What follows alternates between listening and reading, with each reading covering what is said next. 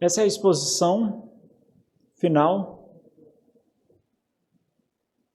em Oséias, exposição número 32. Os irmãos podem abrir todos em Oséias.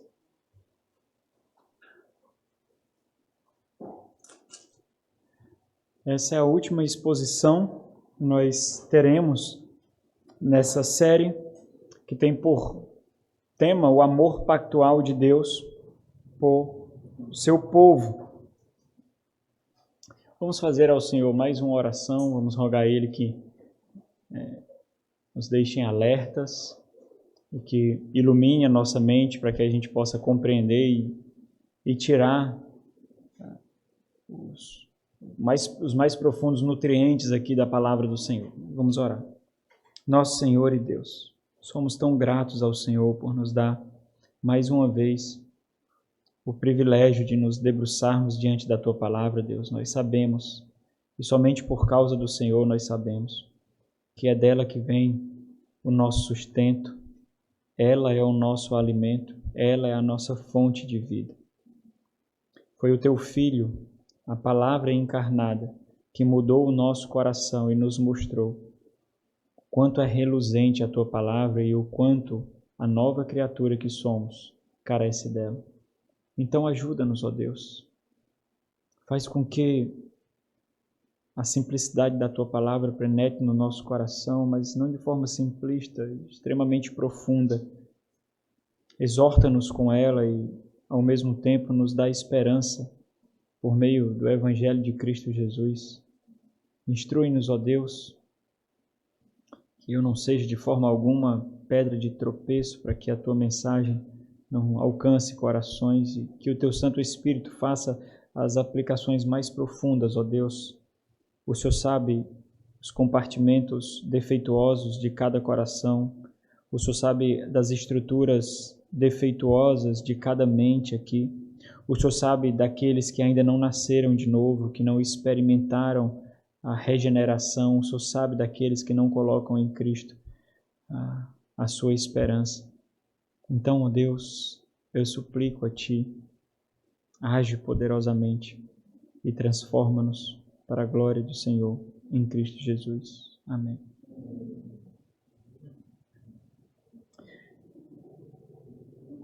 O livro de Oséias tem uma mensagem muito gritante. Nós estamos aí no final da antiga aliança de Deus com o povo de Israel. Foi o povo que Deus elegeu para ser pactuado com Ele. Deus formou essa nação, Deus concedeu uma estrutura nacional, Deus fez de Israel uma nação poderosa, Deus concedeu a Israel reis, Deus concedeu a Israel exércitos, Deus deu a Israel terras, depois de expulsar os seus habitantes, os seus moradores. Deus derramou poderosamente o seu amor, Deus derramou em abundância a sua graça, Deus se revelou a Israel de uma forma extraordinária, inimaginável. Deus caminhou com Israel de forma pródiga, abundante, de forma avassaladora. Deus conduziu a Israel com graça. Inúmeras vezes Deus não levou em conta a estultice do coração daquele povo, a rebeldia daquele povo, a idolatria daquele povo. Não levou em conta, não julgando sumariamente, mas derramando graça, levantando profetas, levantando sacerdotes que pleiteavam diante dele pelo povo e levantando profetas que exortavam continuamente aquele povo para que eles se voltassem aos caminhos do Senhor, aos caminhos de Deus. O estágio em que nós estamos aqui de Oséias é o triste fim daqueles que não ouvem a voz do Senhor, daqueles que não discernem o caminho reto do Senhor, daqueles cuja palavra do Senhor não chega ao coração porque os seus corações estão completamente cerrados, as suas portas estão trancadas, os seus corações são feitos de pedra à medida que esses realizam os desejos e as vaidades egoístas e mundanas do seu próprio coração. E à medida que isso acontece, uma crosta de pedra vai sendo criada no nosso coração, e isso aconteceu com esse povo. Deus se revelou pactualmente a esse povo. Deus derramou amor a esse povo por causa de um pacto que ele fez com esse povo. Mas esse povo, ele só derramou infidelidade, e esse é o pecado mais gritante aqui. A divisão da glória de Deus, a infidelidade.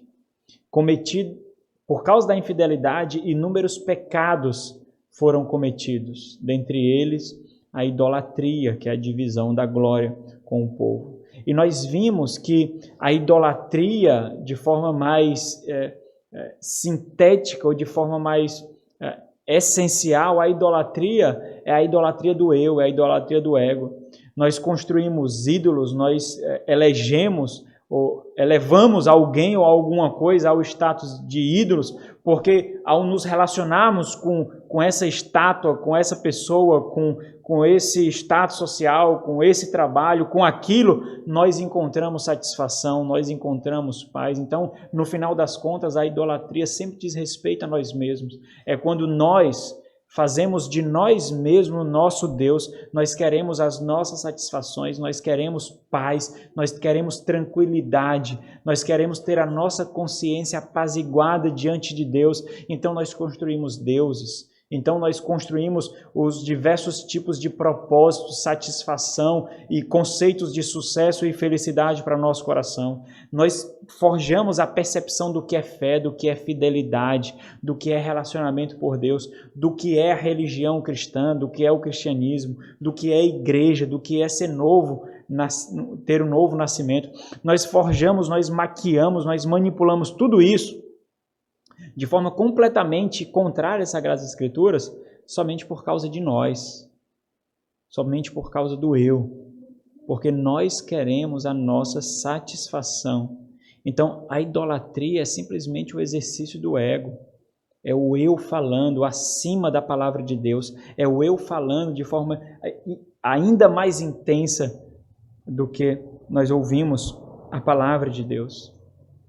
O profeta Oséias grita profundamente a infidelidade e ele mostra as consequências da rebeldia, as consequências da obstinação. Então, todas as vezes que nós buscamos a satisfação do nosso coração e somos fiéis a nós mesmos, nós somos ao mesmo tempo rebeldes a Deus, obstinados diante de Deus. Nós respondemos a Deus à medida que Ele nos dá amor, à medida que Ele derrama sobre nós a sua provisão, nós respondemos a Deus de uma forma completamente repulsiva, repudiando o Senhor, cuspindo no Senhor, zombando do Senhor, mostrando que nós entendemos, no final das contas, que nós somos o centro.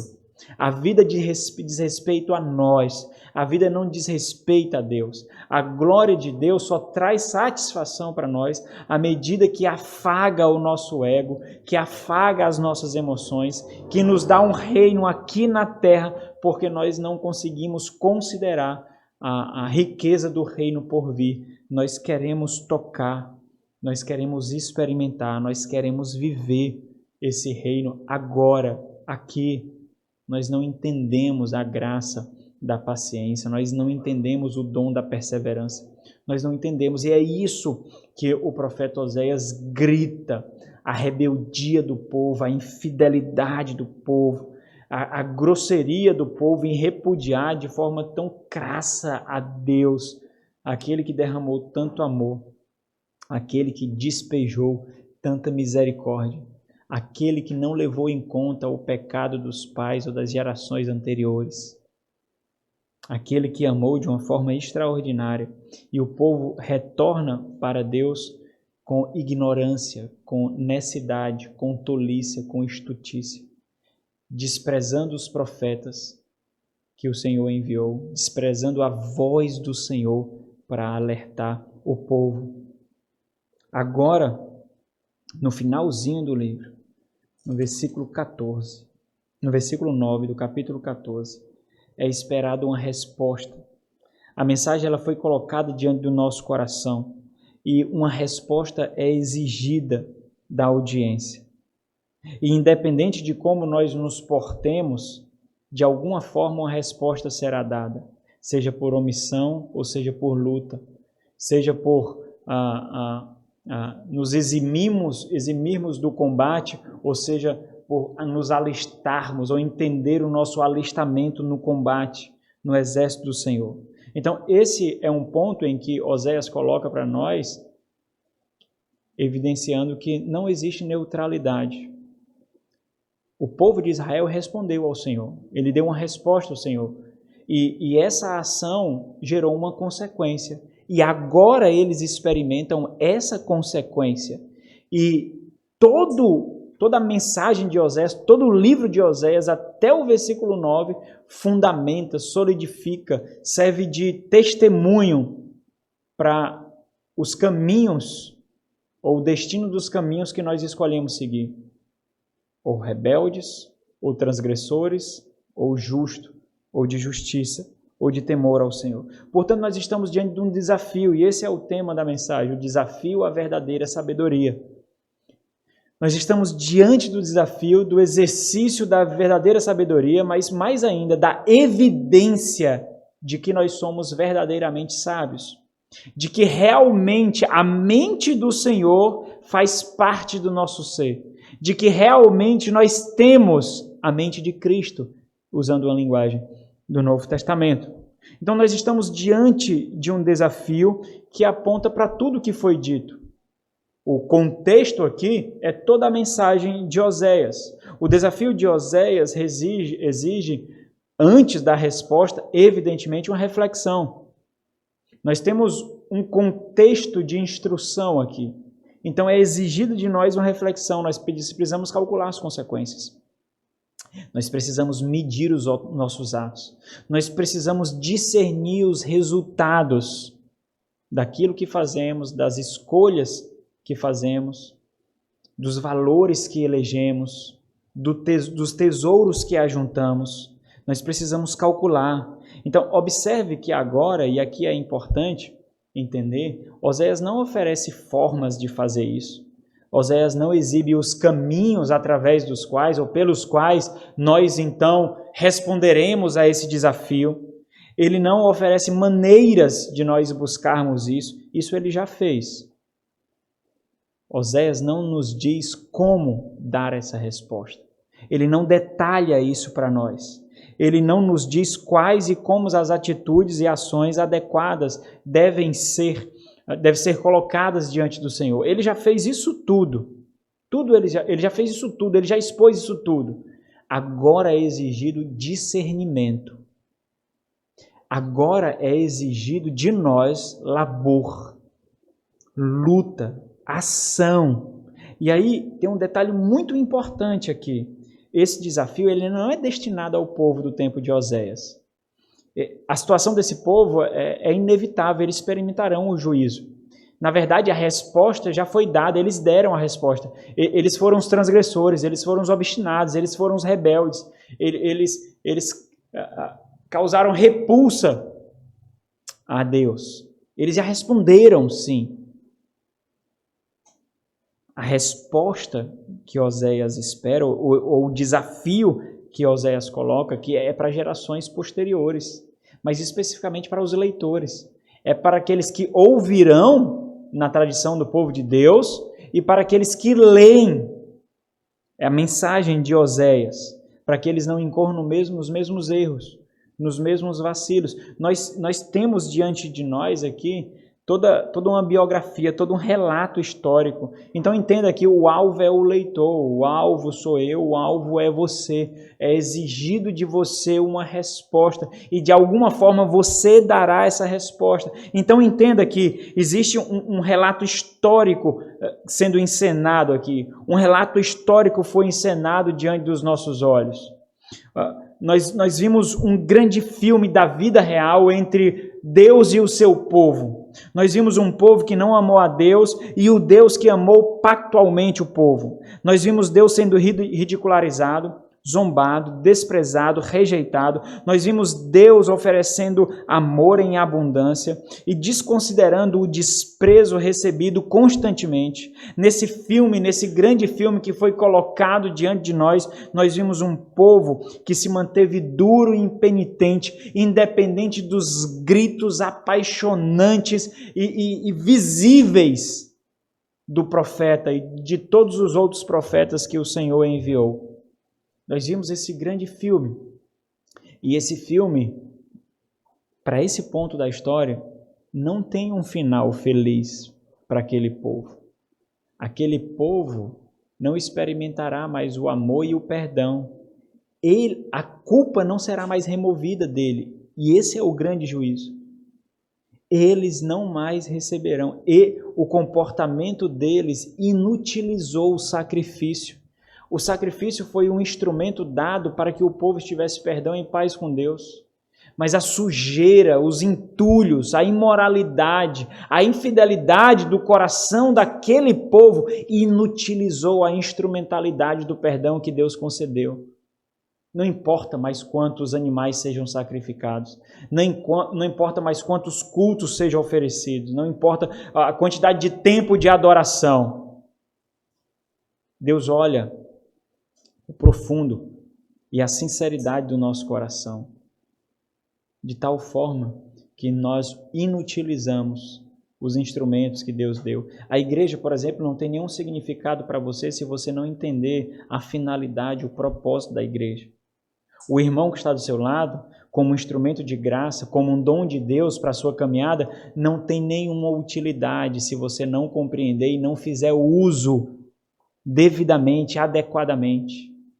A própria pregação da palavra não alcançará a sua finalidade se você endurecer o seu coração, se você tapar os seus ouvidos, se você se portar como rebelde. Então entenda que todo leitor e ouvinte é desafiado aqui. E isso é muito importante porque Oséias fala diretamente a nós aqui.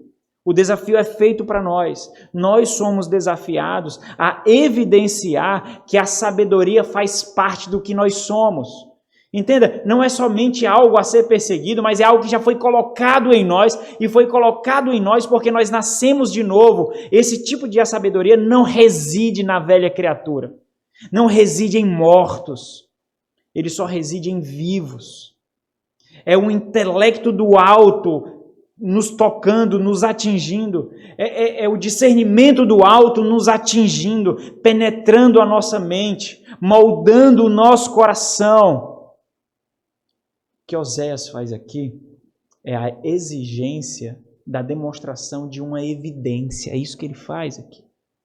Não adianta o quanto você estude a palavra de Deus se o seu coração não se sensibilizar para Deus. Se o seu coração não entender o propósito da teologia, o propósito da doutrina, o propósito do culto, o propósito do cristianismo, o propósito pelo qual o Senhor Jesus veio, habitou nessa terra e viveu uma vida perfeita. Se você não compreender isso e se o seu coração não for tomado por isso, não importa.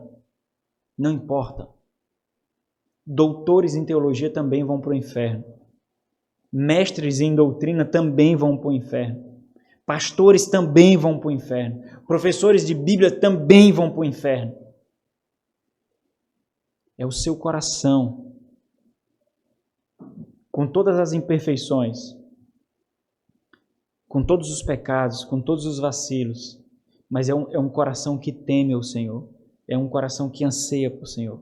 É um coração que diante do pecado chora amargamente, clama amargamente por misericórdia e graça.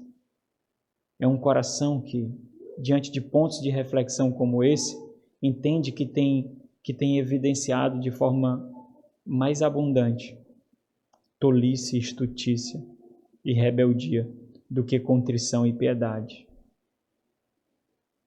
O verso de número 9, vamos ler de novo. Quem é sábio, que entenda estas coisas. Quem é prudente, que as saiba. Porque os caminhos do Senhor são retos, e os justos andarão neles, mas os transgressores neles cairão. Vocês receberam uma folhinha aí? Nós não usaremos essa folha agora, nós usaremos mais na frente. Então, como nós temos só um versículo e uma carga gigantesca, essa porção de Oséias, especialmente, é uma porção categorizada como uma literatura de sabedoria, que se assemelha ao que nós vemos em Provérbios. Então, como nós temos uma porção pequena, mas que encapsula uma quantidade gigantesca de ensino, nós iremos voltar a todo momento e ver os diversos aspectos de ensino que esse versículo coloca para nós. Então, entenda, esse versículo está solto aqui, porque esse versículo está formando uma tenda em todo o livro. Está lá no topo e forma uma tenda em todo o livro. Então, ele é um verso independente. E ele foi composto individualmente para apontar para tudo que foi ensinado nesse livro. Então, se você observar, se você olhar para o versículo aí, você vai ver que existem dois caminhos. O caminho do justo, dos justos e o caminho dos transgressores. Nós vemos também dois desafios. Quem é sábio, que entenda estas coisas, quem é prudente, que as saiba. E nós vemos também três breves descrições de relacionamentos que nós temos com os caminhos do Senhor. Eles são retos, os justos andarão neles e os transgressores neles cairão. Então nós vemos uma estrutura em paralelo aqui. A parte mais importante aqui desse versículo é entender que o foco aponta para o caminho do Senhor.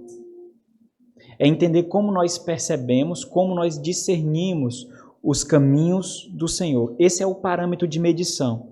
Como você vai saber se você nasceu de novo? Como você saberá se você tem um relacionamento pactual com Deus? Como você saberá?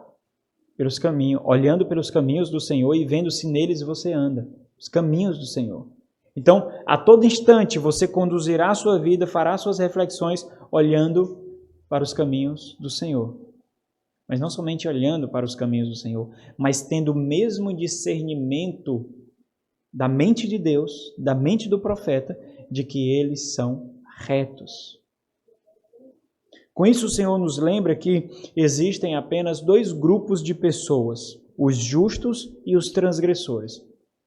Apenas dois. Os justos e os transgressores. Aqueles que buscam a fidelidade pactual e aqueles que zombram para a fidelidade pactual. Aqueles que estão pactuados com a transgressão e aqueles que estão pactuados com Deus. Os que ouvem a palavra de Deus e temem e os que ouvem a palavra de Deus e escarnecem e desprezam porque buscam as suas próprias vontades. Nós vemos, então, sendo colocado diante de nós o oferecimento da vida e o oferecimento da morte. Os caminhos que levam à vida e os caminhos que levam à vida necessariamente renunciarão a esse mundo e os prazeres desse mundo, mas entenda, nós não adotamos, nós não somos colocados numa vida de esterilidade de prazer. O Senhor graciosamente ainda nos dá prazer, ainda nos concede graça da satisfação, do contentamento, do deleite, dos prazeres da criação, mas removidos, limpos, purificados dos aspectos da queda, dos aspectos da perdição, dos aspectos do pecado, mas nós temos ainda os prazeres. Abrem em Deuteronômio, capítulo 30. Deuteronômio, capítulo 30, nós vemos no relato de bênção e maldição em decorrência da fidelidade ou infidelidade ao pacto que Moisés faz. No capítulo 30, no versículo 19, diz assim, Moisés falando como boca de Deus, como voz de Deus, como profeta de Deus, ele diz, capítulo 30, versículo 19, os céus e a terra tomo hoje por testemunho contra ti, ó Israel, contra ti, ó povo de Deus, que te propus a vida e a morte, a bênção e a maldição. Escolhe, então é exigido de nós uma ação, e essa ação aqui, essa exigência é imperativa, é o mesmo teor. Nós não podemos, a nossa omissão será uma ação nossa, será uma escolha nossa. Escolhe, pois, a vida, para que vivas, tu e a tua descendência. Essa mesma terra, Paulo faz referência a essa mesma terra e céus que gemem, aguardando o dia da redenção, gritando a nossa culpa, gritando a nossa condenação, colocando constantemente diante de Deus as mazelas do pecado, os efeitos do pecado, as consequências do pecado, por causa da busca da satisfação egoísta do homem. Por que nós escolhemos a morte? Porque tanta evidência é colocada diante de nós e ainda assim nós escolhemos a morte. O que falta? O que falta? Se nós vemos tantas provas, tantas evidências, nós temos relatos históricos, nós percebemos as biografias daqueles que escolheram a transgressão, daqueles que escolheram a rebeldia, nós sabemos as consequências do pecado, não é ignorância, mas porque nós escolhemos a morte. É simples, simples, por causa da falta de contrição do coração, por causa da falta de inclinação do coração, por causa da falta de dependência do coração, por causa da falta de intimidade com o Senhor, do coração, por causa da falta de proximidade do Senhor no coração, por causa da falta da presença abundante do Senhor no coração. É simples, porque quando nós estamos plenamente satisfeitos em Deus, nós repudiamos a morte, nós repudiamos os caminhos de transgressão, nós repudiamos o pecado, nós lutamos contra a própria carne. Mas quando a satisfação não é plena no nosso coração, há brechas, há lacunas, há espaços vazios e a carne oferece a forma de preenchimento. É simples, é muito simples, não é difícil de entender isso. Você não precisa de nenhuma um tomo de teologia sistemática, de teologia bíblica para entender isso. Você não precisa entender as línguas originais, você não precisa aprender grego, hebraico, você não precisa aprender latim. É simples, é muito simples isso. Você busca satisfação e você não encontra em Deus. Por que você não encontra em Deus? Você encontra nos caminhos de morte. Por que você escolhe a morte? Porque você não ouve mais a voz do Espírito Santo de forma tão gritante quanto um dia você ouviu. Por que você não ouve? Porque a plenitude dele não é parte da tua experiência de fé. É simples isso. Não é difícil de entender isso. Essa percepção deve nos fazer ir ao chão, na mais profunda dependência, nos derramar diante da cruz, clamar, lutar. Quando você percebe que essa é uma batalha que está sendo perdida, você tem que guerrear espiritualmente. E você só faz isso através da oração, se quebrando completamente, mesmo sem saber o que falar, como falar. Mesmo sem saber quanto tempo durará, você se quebra ali, você se prostra ali. E você luta até com a sua própria carne. Senhor, eu não sei mais o que digo. Quantas vezes te pedi perdão, quantas vezes clamei por perdão e eu não mudo, eu não consigo. Quantas vezes eu escolhi o mal e eu não consigo escolher o bom. Quantas vezes, Senhor, muda meu coração, transforma-me, faz-me a imagem de Cristo.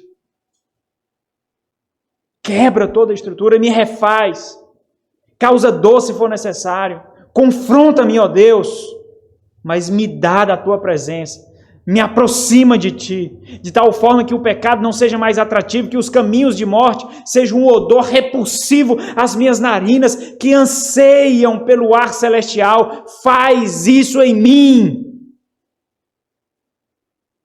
Se você perceber essas palavras que Oséias coloca diante do povo, não são palavras difíceis de entender. São palavras muito simples, muito claras. E essas palavras, elas borbulham no coração e na mente do profeta. Olha! Os céus e a terra eu tomo em testemunha contra ti. Escolhe a vida. Escolhe o bem. Escolhe Deus. Mas nós não escolhemos. Nós não escolhemos. Por que nós não escolhemos? As palavras de Oséias são encarnadas.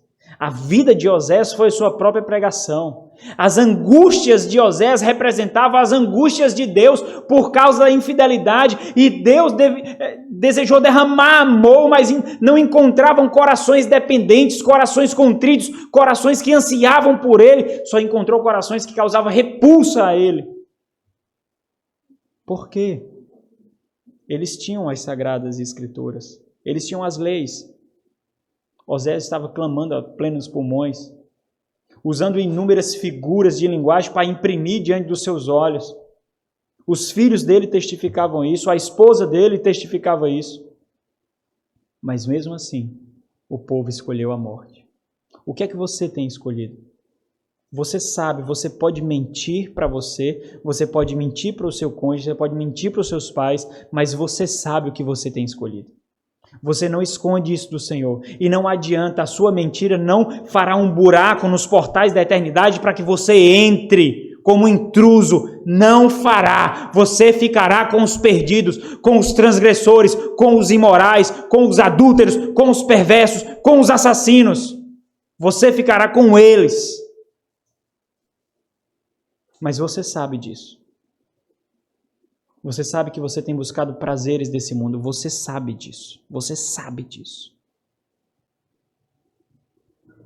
Se a sabedoria de Deus, a verdadeira sabedoria, não for vista nos caminhos que você anda, não for evidenciada pelas suas escolhas, as quedas serão.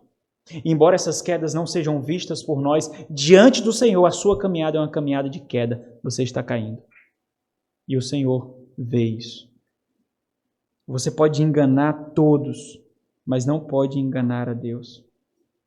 As palavras que nós vemos aqui, pode voltar para Oséias, as palavras que nós vemos em Oséias, elas fazem paralelo com aquilo que nós temos visto em nossos devocionais dominicais, nossos devocionais matinais no dia do Senhor, em Provérbios. O sábio é ensinável. O sábio ouve. Ouvir é um dom de Deus, irmãos. Ouvir é um dom do Senhor. Nesse mundo de mestres, nesse mundo de tutores, nesse mundo de coaches, ouvir é um dom de Deus. E o sábio, ele é ensinável.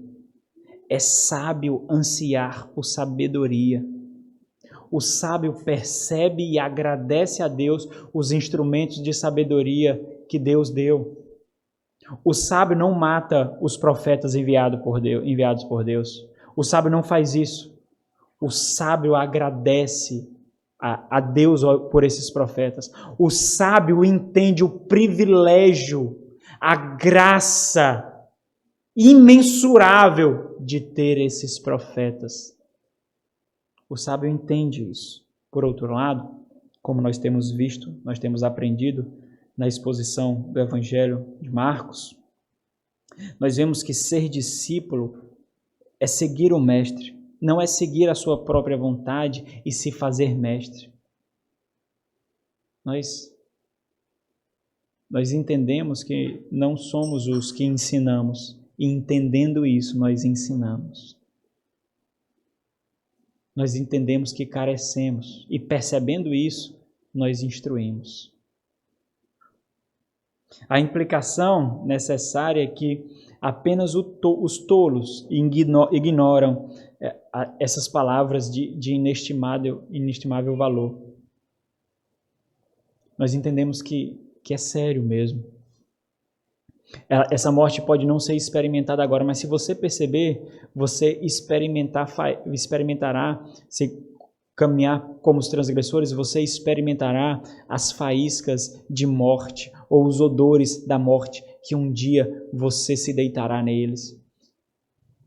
Dificuldade no casamento, dificuldade nos relacionamentos, dificuldade em família, dificuldade com o filho, dificuldades com pais, dificuldades no trabalho, falta de contentamento, embora você tenha tudo e não lhe falte nada, falta de prazer, embora você tenha tantos momentos de entretenimento, de conforto, de prazer, você experimentará isso. Por outro lado, aqueles que andam como justos, porque são justos, esses experimentarão o mais profundo contentamento, embora não tenham nada, embora sejam carentes, embora sejam limitados materialmente, embora sejam limitados culturalmente, em conhecimento, educacionalmente, esses experimentarão a satisfação da proximidade que somente o Senhor pode dar.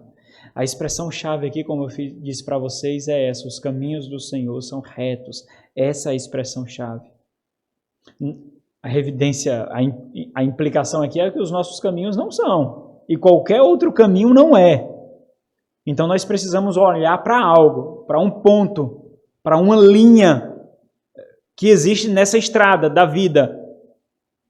Nós refletimos sobre isso, irmãos, na exposição do Salmo 119. A lei de Deus são os blocos através dos quais a estrada, o caminho dos justos é construído para que nós possamos atravessar esse vale da sombra da morte. Nós refletimos sobre isso. Todo verso, todo versículo orbita ao redor dessa expressão. Os caminhos do Senhor são retos. Isso é importante porque, de uma forma indireta, o profeta acaba definindo o que é a verdadeira sabedoria. A verdadeira sabedoria não consiste em seguir os seus próprios caminhos. E aí independe de quão eloquente você é para defender as suas escolhas, para mostrar como as suas escolhas são assépticas, são as corretas, são moralmente invejáveis, independente quais argumentos e explicações você usa, independente se você está confortável, está em paz, está feliz com o caminho que você segue, independente disso, o julgamento quem faz não sou eu, nem você, o julgamento quem faz é o Senhor, Ele é o juiz. Você pode até receber um tapinha nas minhas costas por causa das suas escolhas, mas se essas escolhas não forem condizentes com os caminhos retos do Senhor, essas escolhas estarão erradas, e esses tapinhas nas costas serão apenas anestésicos, para não fazer você perceber o caminho de desgraça que você está seguindo. É simples, né? O que Paulo chama de sabedoria segundo o mundo, que inclusive o sábio segundo o mundo se depara com o cristão no livro Peregrino de John Bunyan. Capítulo 1, capítulo 2 de 1 Coríntios, Paulo fala dessa sabedoria segundo o mundo, e a sabedoria que Deus despreza. E por serem sábios segundo o mundo, não percebem a sabedoria de Deus. Não percebem a obra da cruz, a grandeza da obra da cruz. Porque é tolice, é loucura. E por considerarem loucura, é essa sabedoria que os faz se perderem do caminho da vida, da verdadeira felicidade, do verdadeiro sucesso, do propósito da existência. Essa expressão, ela aponta as estipulações pactuais do pacto. Todo povo, de alguma forma, está pactuado em relação a Deus. Todo povo. Ou no pacto ainda residente com Adão, no pacto de obras, em que era requerido a obediência, ou pactuado nas estipulações, que é um tipo de pacto de obras na antiga aliança, que era um pacto condicional, que não oferecia aquilo que exigia, ou então está pactuado com o Senhor através de Cristo Jesus. Mas por que isso é importante? Porque Deus estabelece a forma de você se achegar a Ele. Existem estipulações, existe um termo, existe um plano de conduta, está aqui, ó. Existe, você não pode se achegar a Ele de qualquer forma. O Senhor deu para vocês tutores, professores, mestres, pastores. Existe um propósito para isso, e o propósito é conduzir vocês a Cristo, conduzir vocês ao Senhor, conduzir vocês até o final, até a linha de chegada. Então, esse pacto, entender que existe o pacto, é entender também que existe uma forma de se relacionar com Deus. Os caminhos do Senhor são retos, aponta para a necessidade de entender que nós devemos viver segundo o pacto. Então, todo o ensino desse verso depende dessa afirmação: os caminhos do Senhor são retos. Ele expõe qual é a fonte da verdadeira sabedoria, qual é a fonte da verdadeira inteligência. O temor do Senhor, lembra lá do versículo 7, capítulo 1 de Provérbios, o temor do Senhor é o princípio da sabedoria. E a forma como nós nos relacionamos com essa verdade nos mostrarão que nós somos loucos ou se nós somos sábios. É a forma como nós nos portamos. Portanto, andar nos caminhos do Senhor significa... nós poderíamos abrir alguns versículos aqui, mas não vamos fazer isso, porque eu já fiz isso algumas vezes, né? Significa cumprir a vontade de Deus, significa obedecer à vontade de Deus, buscar viver ou obedecer à lei de Deus, significa manter a vontade pactual de Deus. Então, observe aqui o versículo agora. O verso, ainda não naquela folhinha, O verso, se vocês observarem, o verso enfatiza uma procura. Quem é o sábio? Quem é o prudente? Existe uma procura. Então você tem que ler esse verso colocando logo depois dessa sentença um ponto de interrogação. Quem é o sábio? Quem é prudente? Então existe uma procura, porque lembra do tempo de Oséias? É muito parecido com o nosso tempo, embora as consequências não sejam o exílio temporário, mas o exílio eterno, que será o lago de fogo e enxofre. Mas é muito parecido os contextos históricos aqui. Há uma escassez daqueles que buscam o caminho do Senhor. Há uma escassez daqueles que temem ao Senhor. Há uma escassez daqueles que realmente buscam viver a vontade de Deus. Então, imagine que essa sentença é proferida como um grito. Quem é o sábio? Quem é sábio? Quem é prudente? Onde está? Existe uma procura sendo realizada aqui. E essa procura, ela é satisfeita não quando escuta dos seus ouvintes: eu sou sábio, eu sou prudente, aqui estou, olha eu. Não é assim. O próprio profeta mostra que evidências precisam ser exibidas para mostrar quem é sábio e quem é prudente. Então, se a gente for ler, nós podemos ler de forma paralela, mas numa certa cascata aqui. Seria assim: quem é sábio? Aquele que é sábio, então, entenda que ele discirna estas coisas. E aquele que discerne, é a mesma palavra, entenda e prudente, e aquele que discerne, que o saiba. Saber aqui é aquela palavra iadá. O que é saber aqui? Saber aqui é se apropriar daquilo que ele discerniu. Saber aqui é interiorizar aquilo que ele discerniu.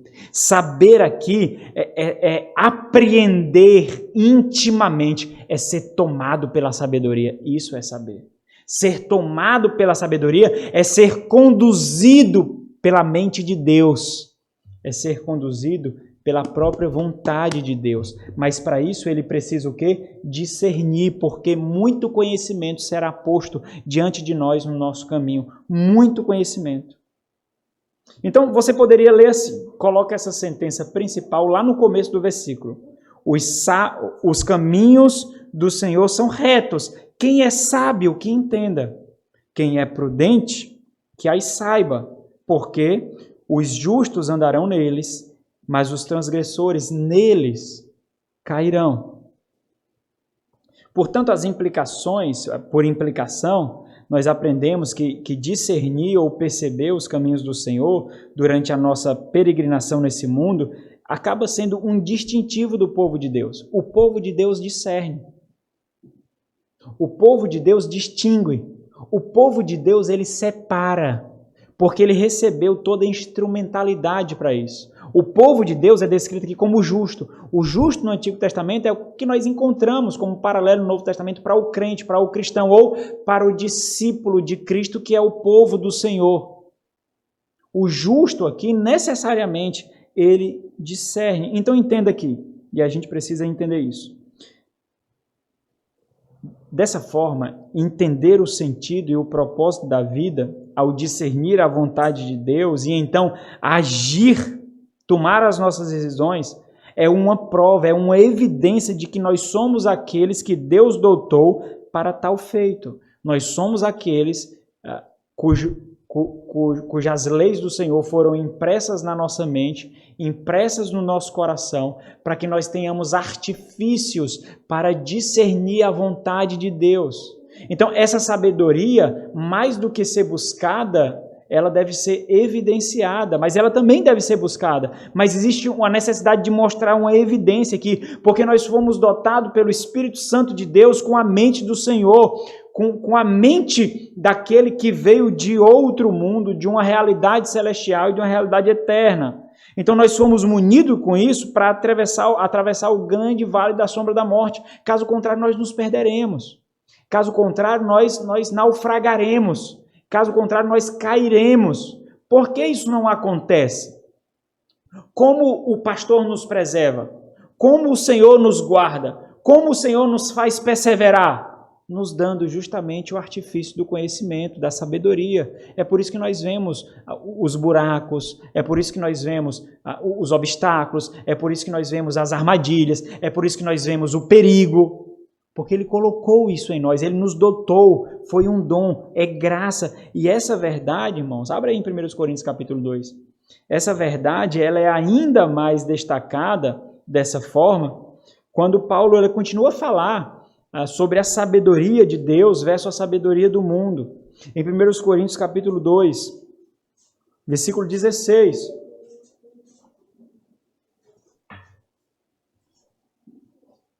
Olha como interessante diz assim, pois, quem conheceu a mente do Senhor, aqui ele está citando Isaías, quem conheceu a mente do Senhor que um possa instruir, ele está dizendo assim, quem pode aconselhar a Deus? O Senhor era o onisciente. Quem pode ser conselheiro de Deus? Quem pode ser conselheiro de Deus? Entenda, essa é uma pergunta retórica, né? Nós aprendemos, né, que uma pergunta retórica ela não exige uma resposta, mas não é tão simples assim, porque a resposta que a pergunta retórica exige é a reflexão. A pergunta retórica é feita como artifício oratório para nos fazer refletir, para nós nos envolvermos no diálogo, para nós nos envolvermos na pregação. Então a pergunta retórica, ela exige uma resposta, mas a resposta não é audível. Quando nós vamos às Sagradas Escrituras, nós vemos que essa resposta ela é visível, porque ela é evidenciada pela vida. Nós respondemos com as escolhas, nós nos respondemos quando nos aproximamos mais de Deus, quando decidimos para Deus, e aqui é muito importante a gente compreender isso. Existe uma dinâmica muito difícil de compreender, não porque ela é contraditória, mas por causa da nossa limitação. É nós que decidimos por Deus, entenda isso. Nós escolhemos a Cristo. Somos nós que tomamos a decisão, somos nós. Mas a mesma verdade prevalece, nós só fazemos isso porque o Senhor nos elegeu. Entenda, mas é exigido de nós uma decisão. Quando Paulo diz, quem conheceu a mente do Senhor, quem pode instruir? Então essa pergunta ela deve gerar em nós uma reflexão. Deve causar em nós um reboliço.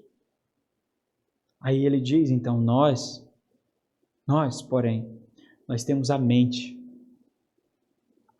que discerne. Nós temos a mente de Cristo.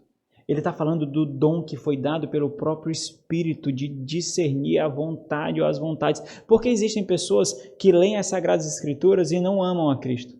Porque existem pessoas que leem as Sagradas Escrituras, que até ensinam as Sagradas Escrituras, mas não se arrependem, não buscam a verdadeira conversão, não buscam o verdadeiro novo nascimento. Por quê?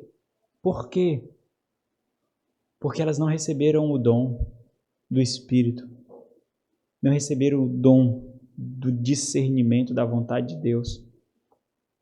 Suas mentes são terrenas. Então, uma tradução possível, e ainda não é o papelzinho, uma tradução possível, destacando essa ênfase que eu estou dando para vocês, seria assim, quem é sábio? Aí uma evidência é colocada.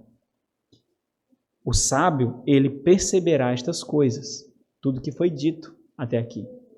Quem é sábio? Um questionamento. Uma evidência para identificar quem é o sábio. Ele perceberá estas coisas. Outro questionamento. Quem tem discernimento? Quem é o prudente? O prudente aqui faz referência àquele que discerne, que é aquele que é cuidadoso em viver, é cuidadoso em fazer as suas escolhas, por isso ele discerne. Então, quem tem discernimento? Quem? É uma pergunta. Qual é a resposta? Uma evidência. Ele as entenderá. Os caminhos do Senhor são retos. Quais as consequências de entender que os caminhos do Senhor são retos? Os justos ou os retos andarão neles, mas os rebeldes tropeçarão neles. Então, antes de nós irmos à análise do texto, mas de forma mais detida, que é esse papel que eu dei para vocês, e eu achei que seria um pouco mais difícil, por isso que eu fiz questão de imprimir para dar para vocês, para de alguma forma facilitar e vocês ficarem com ele também. Antes de nós vermos mais algumas nuances desse versículo, eu quero fazer uma breve ilustração aqui do que esse versículo representa. Oséias aqui, o profeta, ele está pintando diante dos nossos olhos a vida como uma estrada muito extensa. A vida é isso para Oséias aqui, nessa linguagem de sabedoria e poética. A vida aqui é uma estrada muito extensa. Nós sempre caminhamos nessa estrada. A caminhada nessa estrada, ou a peregrinação nessa estrada, embora a peregrinação seja mais uma linguagem para os santos e não para aqueles que se acham habitantes dessa estrada, mas a peregrinação nessa estrada ela começa quando nós nascemos, fisicamente. E ela termina quando nós morremos. Mas a vida é uma grande estrada, e nessa estrada nós percebemos, e é o que Oséias fala aqui, essa estrada ela não é plana. Essa estrada, o seu trajeto não é tranquilo, não é sereno. Ela é uma estrada perigosa, ela é uma estrada cheia de armadilhas, cheia de obstáculos, cheia de quebra-molas, cheia de depressões, mas mais ainda, e talvez esse seja o ponto importante de entender, essa é uma estrada cheia de bifurcações. Por isso, observe os caminhos, observe os obstáculos, observe as depreciações da estrada. Nós estamos no mundo mau, nós estamos no mundo de depreciações, nós estamos no grande vale da sombra da morte. Nessa estrada haverá também placas enganosas, são as instruções incorretas, as instruções erradas. Essas placas enganosas exigem de nós o exercício do conhecimento que nós recebemos, do discernimento para nós basearmos as decisões ao longo da viagem, ao longo dessa peregrinação. Nessa estrada há inúmeros atalhos, e atalhos cujo propósito é ser atrativo para aqueles que buscam uma caminhada mais tranquila, mais calma, mais rápida. São atrativos para os preguiçosos, para os omissos, para aqueles que não entendem que estão em batalha, embora esse seja um caminho de morte. Ao longo de toda essa estrada, nós percebemos duas coisas, e somente nós percebemos, nós, aqueles que nasceram de novo.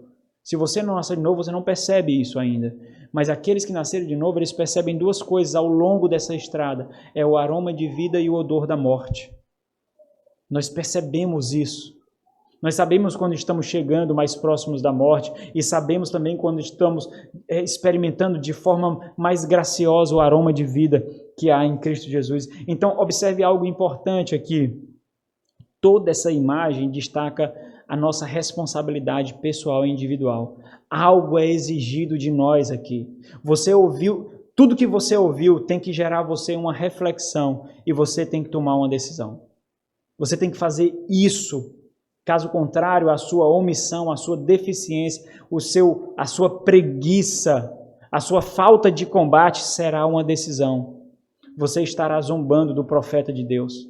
Você estará zombando da palavra de Deus. Você estará desprezando os arautos do Senhor.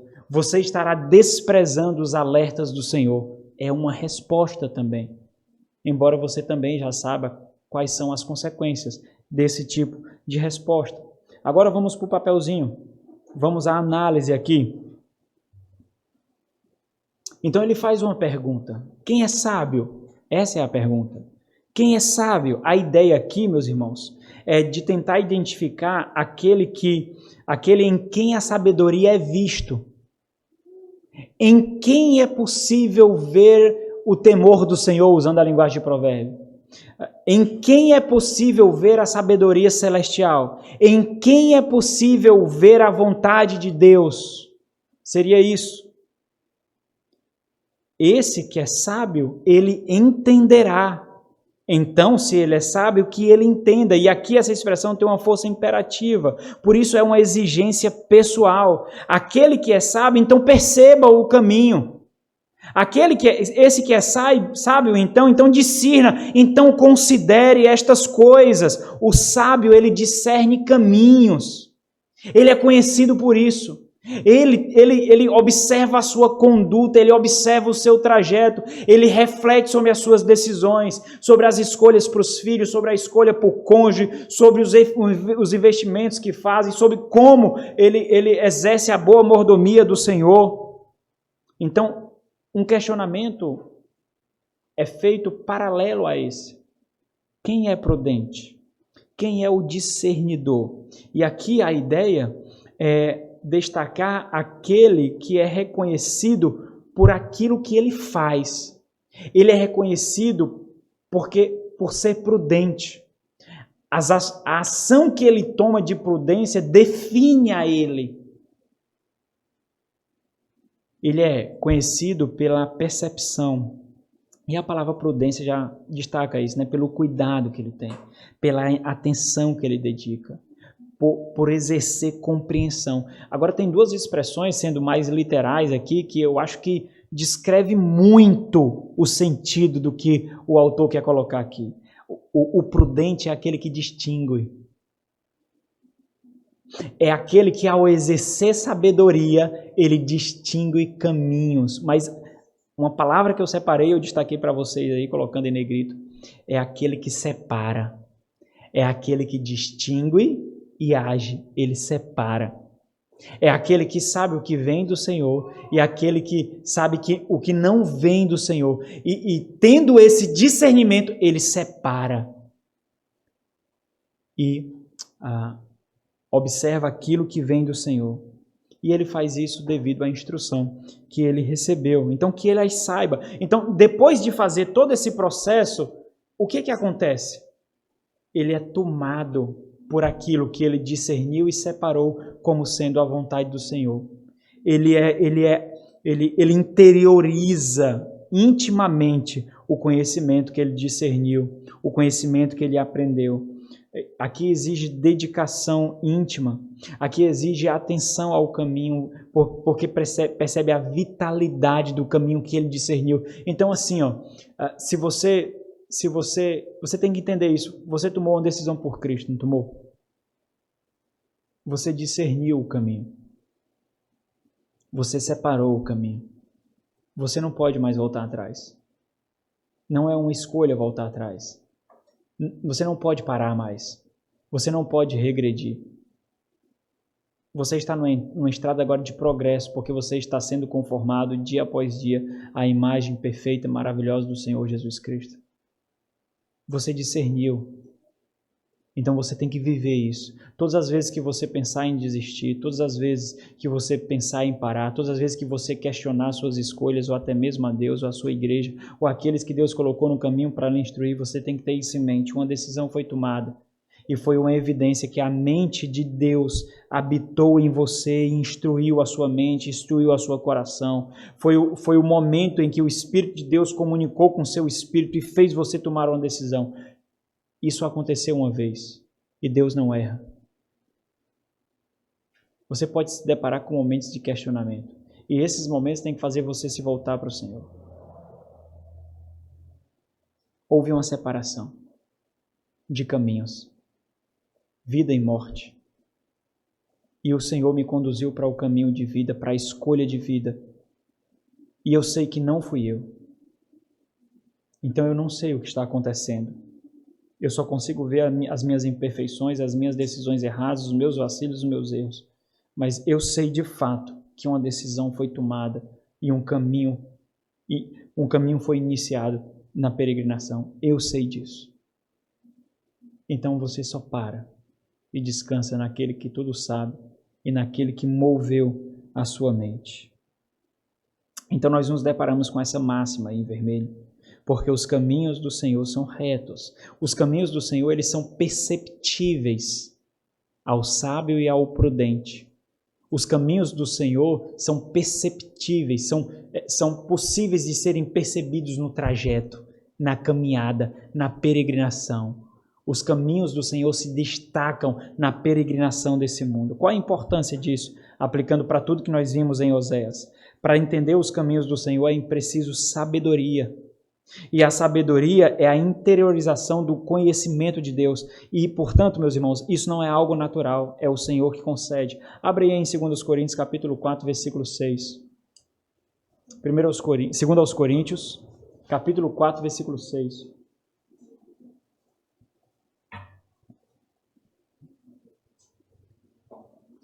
O que vocês lembram quando leem essa sentença de Paulo, quando ele diz, porque Deus que disse, das trevas resplandecerá a luz. Você lembra da criação, não é? Você lembra de Gênesis ali. Ele está fazendo referência justamente a isso. Das trevas, daquele ato criacional de Deus. Então Paulo mostra que Deus fez isso outra vez. Deus, o que ele faz em Efésios também, Paulo mostra aqui que Deus iniciou um processo criacional outra vez. E ele fez isso em nós, por meio de Cristo Jesus. Ele mesmo resplandeceu em nosso coração, onde habitava as trevas por causa da queda, para iluminação do conhecimento da glória de Deus. Agora nós vemos os caminhos da vontade de Deus. Agora nós vemos a glória de Deus reluzente nesse mundo de trevas. Agora nós vemos a luz. Porque nós vimos a face de Cristo Jesus na transformação do que agora nós somos, mas ainda não completamente. Portanto, irmãos, não ser sábio na vida durante a peregrinação implica e é muito importante entender isso. Tudo aqui é importante, certo? Implica em cair. Quem permanecerá no caminho? Apenas o justo. Então, entenda que a sabedoria não é um dom natural. Não é algo, você não nasce com sabedoria e você não desenvolve sabedoria à parte de Deus. Porque se assim fosse, você conseguiria nascer independente de Cristo. Você conseguiria se converter independente de Cristo. Você conseguiria se salvar independente de Cristo. Porque os justos aqui fazem paralelo com os crentes, com os discípulos, com aqueles que nasceram de novo no Novo Testamento. Então, sabedoria aqui é um dom salvífico de Deus. É ter o Espírito Santo que discerne, colocando numa linguagem bíblica, abarcando o Novo Testamento. Isso é ser sábio. Por isso que a sabedoria aqui, muito além de ser buscada, ela deve ser evidenciada. Na vida, nós oferecemos prova. E à medida que nós crescemos, não somente em estatura, mas no conhecimento de Deus, nós também crescemos em sabedoria, porque nós conhecemos mais o Senhor. Então, ser sábio aqui significa não cair. Não cair significa não se perder. Entenda então, conforme João capítulo 10 diz, nenhuma ovelha será arrebatada, será tomada, será perdida das mãos do bom pastor. Então ser sábio aqui significa ser justo e significa ser ovelha do bom pastor, significa ser ovelha de Cristo, significa ser salvo, significa saber de novo, nascer de novo. E por esse caminho ser tão reluzente, ser tão perceptível para aquele que é sábio e prudente. Os justos, o sábio, o prudente, esses andarão neles. Por quê? Porque eles discernem a vida e a morte. Porque o odor da morte causa repulsa, e quando causa repulsa, ele se afasta e ele busca o aroma de vida. Mas os transgressores não. Os transgressores não discernem. Os transgressores não separam, não distinguem. Os transgressores, neles cairão. Então, você pode colocar um ponto de exclamação grande aí, onde e os justos andarão neles, um ponto de exclamação, essa é uma exclamação, é a verdade sendo proferida, e outra verdade, mas os transgressores neles cairão, outra exclamação aqui. E essa queda está fazendo referência a uma maldição pactual. Essa queda está sendo experimentada pela geração de Oséias.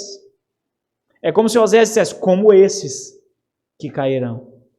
Se nós estivermos aqui no momento muito precedente aqui do tempo do Império Assírio tomar o reino do norte, ali as 10 tribos, então logo o povo de Israel experimentará aqui, né, como nós refletimos algumas vezes, talvez aqui nós estamos num tempo em que apenas Samaria, a capital do reino do norte, está de pé e ainda não foi tomada, embora o rei foi completamente invalidado, né? Então, o interessante é que essa mesma passagem aqui, ela é aludida por Paulo. Abre em Atos capítulo 13, versículo 10. Ela é aludida por Paulo em Atos capítulo 13, versículo 10, para se referir a um falso profeta, para se referir ao profeta enganador, para se referir a um profeta que quer colocar outro caminho, ou que quer buscar um atalho, Elimas, o mago. apóstolo Paulo ele diz: ó filho do diabo, cheio de todo engano e de toda malícia, inimigo de toda justiça, não cessarás de perverter os retos caminhos do Senhor? Os sábios, como Paulo, discernem os falsos atalhos, os falsos obreiros, os falsos profetas. O sábio, o prudente, o justo, ele discerne os caminhos que são postos diante dele. Abre em Jeremias capítulo 9. Num contexto semelhante de Oséias, um contexto de obediência e desobediência, ou de exortação à obediência e repulsa à desobediência, pactuais, Jeremias ele faz um desafio semelhante aqui. Capítulo 9, versículo 12.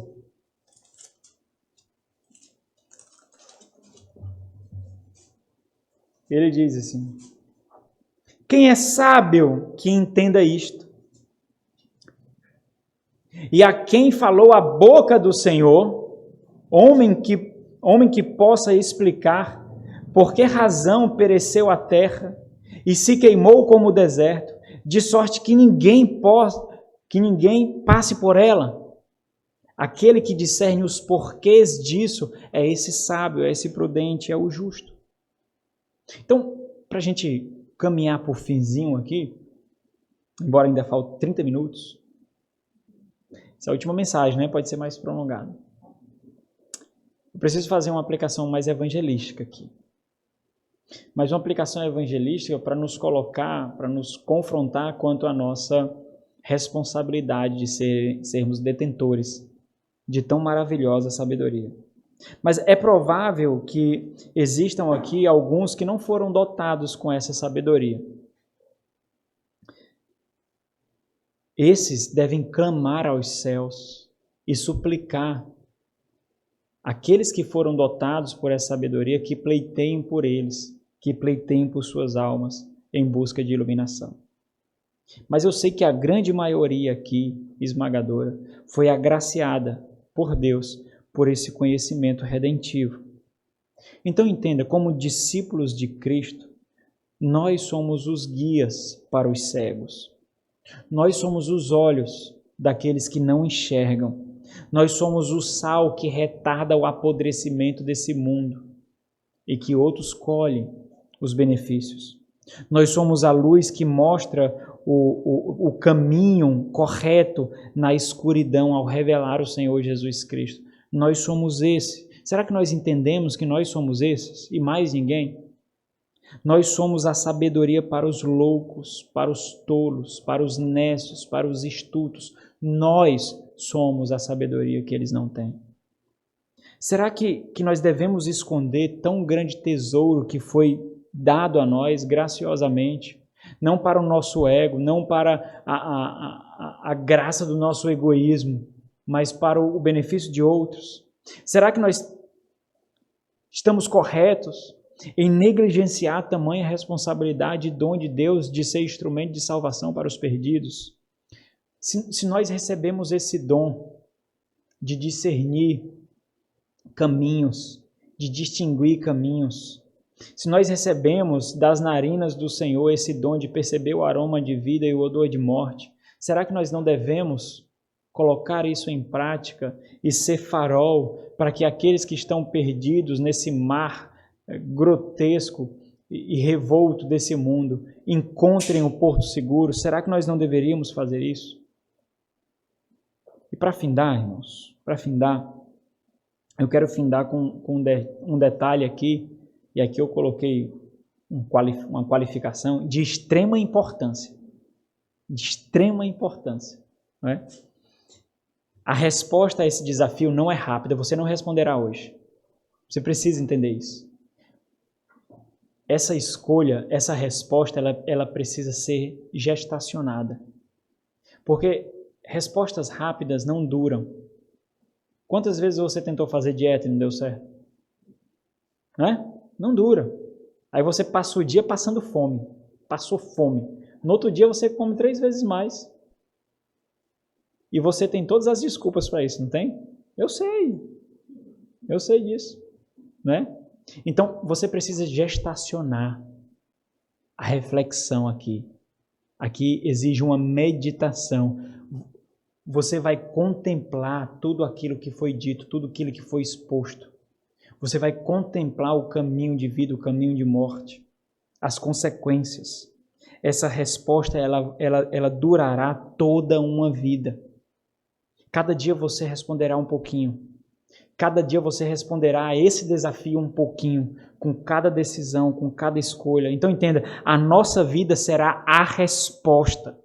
Cada escolha, cada atitude, elas serão amontoadas ao longo de toda a nossa vida. E essa montanha que é a nossa vida, essa montanha será a resposta. Se você perceber, o próprio Oséias nunca viu a resposta positiva a esse desafio. Nunca viu. Então, discernir a vontade de Deus entregue a nós, através das Sagradas Escrituras, e através daqui mesmo, das Sagradas Escrituras, é ao mesmo tempo uma exigência e uma dádiva. Você tem acesso ao que outros têm só em papel. Todos aqui no nosso país podem ter acesso a uma Bíblia, pode ter acesso a livros, a comentários, mas você tem acesso ao Espírito que discerne a Bíblia. Se você nasceu de novo, você tem esse acesso. Se você tem o Espírito Santo de Deus, você tem esse acesso. Você tem um acesso à mente de Deus. Aqueles que só têm a Bíblia não têm acesso à mente de Deus. Porque aquilo que está aqui não comunica com o coração. Se não comunica com o coração, não tem acesso à mente de Deus. É o Espírito que dá poder à palavra. A palavra sem o Espírito não é a palavra de Deus, não. É um bocado de palavras, é um bocado de letras, é um bocado de papel.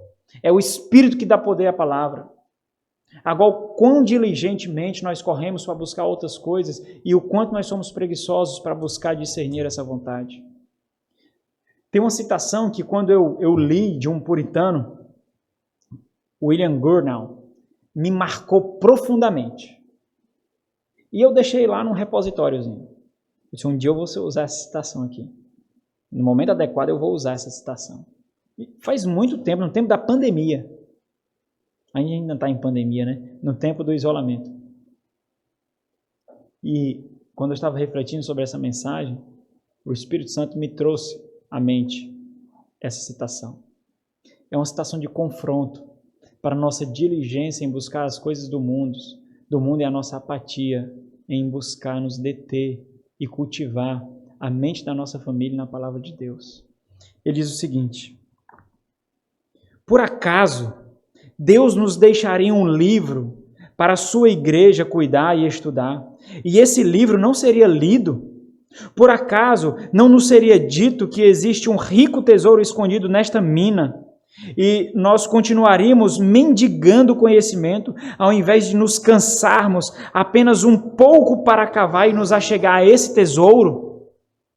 Então entenda, a corrosão e a ferrugem do nosso ouro, daquilo que nós adquirimos, dos bens desse mundo que nós adquirimos, a corrosão e o ferrugem, não é isso que o Senhor fala no Sermão do Monte?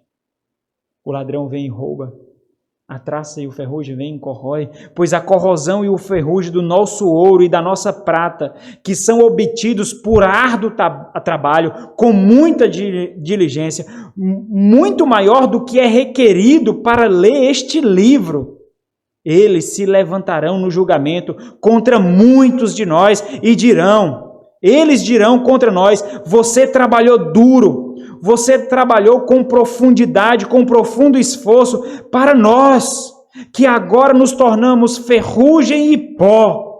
Mas você foi incapaz, você foi ineficaz de andar apenas um pouco no campo da palavra de Deus, onde há um tesouro incorruptível, inestimável, e você foi capaz de perdê-lo ao invés de perder a sua própria preguiça.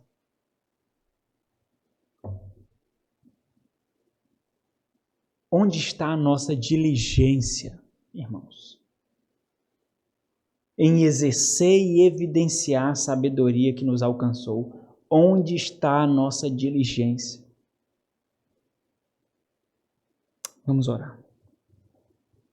nosso Senhor e Deus, Pai de infinita graça, misericórdia e bondade. Obrigado, Deus, por ter nos alcançado. Obrigado por ter inundado a nossa mente com a mente do Senhor. Obrigado por toda condescendência em se humilhar e se rebaixar a nós, pequeninos, frágeis e dignos, sujos, e nos revelar a vontade do Senhor, ó Deus. Nós te agradecemos profundamente por não nos deixar viver nesse mundo na vaidade dos nossos pensamentos, nas concupiscências, nas paixões da nossa carne. Obrigado por colocar diante de nós o luzeiro da Tua glória, impresso na santa lei do Senhor, por meio dos quais nós vemos a estrada santa, a estrada reluzente, com aroma de vida, reta, nesse mundo cheio de declives, nesse mundo torto, nesse grande vale da sombra da morte. Obrigado, Deus, por nos fazer discernir a Tua vontade num mundo cheio de vontade própria. Obrigado pelo Teu Santo Espírito que habita em nós, que trava uma luta que nós não poderíamos vencer contra a nossa própria carne, Deus. Ah, Senhor, faz aqui também com aqueles que não experimentaram tão maravilhoso dom. Os faz nascer de novo, Deus. Os faz experimentar essa luz, essa sabedoria, esse discernimento. Os faz ter o dom de distinguir, de separar, e os faz ser tomados, e a nós também, profundamente, pelo conhecimento do Senhor, interiorizando o nosso coração, nos tomando completamente e buscando o Senhor, entendendo que a Tua presença é tudo que nós precisamos, e que é a Tua presença que nos causa a mais profunda satisfação, ó Deus. Ajuda-nos profundamente a ansiar por Cristo, que nós possamos inculcar na mente dessas crianças, desses pequeninos, que eles precisam ter Cristo, e se eles tiverem Cristo, eles têm tudo. Ajuda-nos, ó Senhor, nos faz instrumento de glória, luzeiros para os perdidos, instrumentos de salvação. Ajuda-nos no exercício dessa sabedoria, que evidências abundantes sejam vistas em nós, nas escolhas que fazemos, no nosso lar, ó Deus, que a sabedoria do Senhor, o aroma de Cristo, o aroma de vida seja percebido claramente no nosso lar, no nosso trabalho, na nossa escola, na universidade, nos nossos relacionamentos, Senhor. Que nós possamos testificar que nós somos o povo pactuado pelo Senhor, que nós entendemos a riqueza desse amor incondicional que recebemos, que nós possamos compreender profundamente a esperança que tanto aguardamos. Em nome de Jesus, ó Deus. Amém. Vamos ficar de pé e vamos cantar um